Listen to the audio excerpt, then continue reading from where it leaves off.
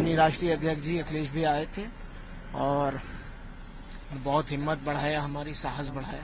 भैया ने आके बहुत हौसला दिया, बहुत हिम्मत दिया है और यकीनन उसका प्रभाव हम लोगों के सीनों पर पड़ा है।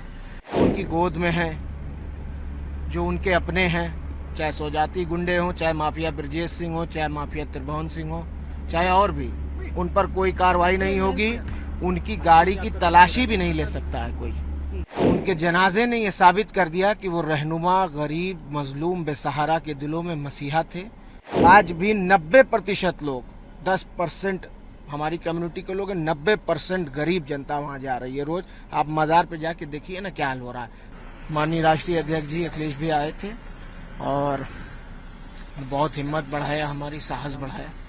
अब्बास भैया नहीं थे, मेरी माता जी नहीं है, मैं अकेला था, दोनों बाबा, परिवार पूरा एक साथ है, लेकिन माता जी की कमी और भाई की कमी कहीं ना कहीं थी। भैया ने आके बहुत हौसला दिया, बहुत हिम्मत दिया है और यकीनन उसका प्रभाव हम लोगों के सीनों पर पड़ा है।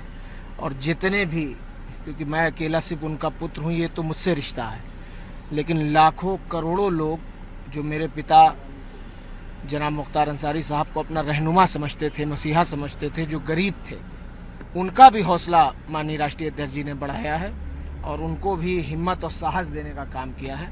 और हम इसका प्रभाव हम सबके सीनों पर, हम सबके दिल पर पड़ा है। निश्चित तौर पे ये मुश्किल की घड़ी है, लेकिन आगे का रास्ता आप किस तरीके से देखते हैं? क्योंकि जो यूपी गवर्नमेंट है वो लगातार एक तरीके से हमलावर बनी हुई है। खुद सीएम योगी आदित्यनाथ इस तरीके के बयान दे रहे हैं कि जो भी इस तरीके का कानून व्यवस्था में बाधक बनेगा उसका राम नाम सत्य कराया जाएगा।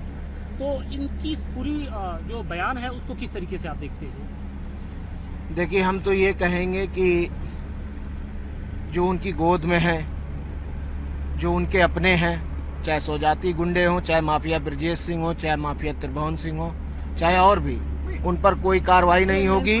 उनकी गाड़ी की तलाशी भी नहीं ले सकता है कोई।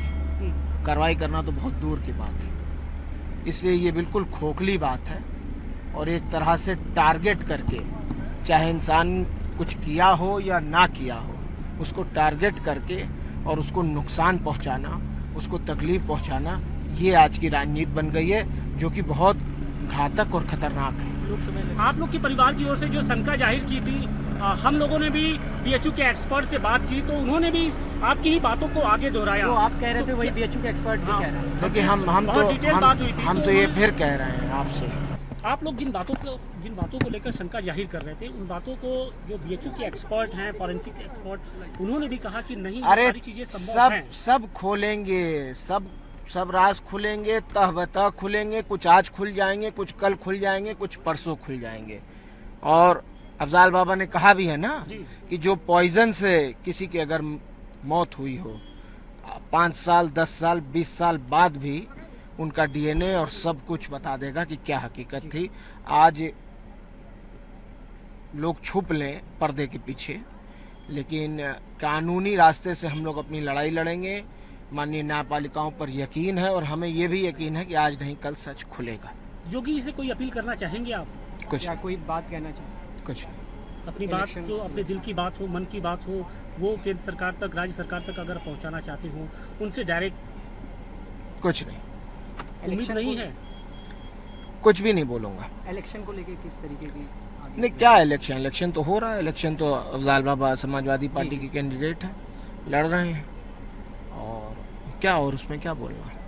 इलेक्शन ये तो कह रही कि मुस्लिम वोट, मुख्तार अंसारी के सहारे मुस्लिम वोट, ये तमाम तरह की बातें कही ये कैसेट आप लोग बजाइए। अब उनके जबान में हड्डी नहीं होती, कोई कुछ कहे, लेकिन उनके जनाजे ने यह साबित कर दिया कि वो रहनुमा, गरीब, मजलूम, बेसहारा के दिलों में मसीहा थे। और 3600 जात के लोग, मुसलमान की बात नहीं कर रहा हूँ, हर धर्म के, और ख़ास तौर पे हिंदू भाइयों में हमारे 3600 जात के लोग आए। और आज भी 90% लोग, 10% हमारी कम्युनिटी के लोग हैं, 90% गरीब जनता वहाँ जा रही है। रोज आप मज़ार पे जाके देखिए ना क्या हाल हो रहा है। 2-2, 3-3 बार मिट्टी हटवाना पड़ रहा है हमको, डर से कि कहीं ज़्यादा लोड होने की वजह से पटरे पे ना नुकसान हो जाए।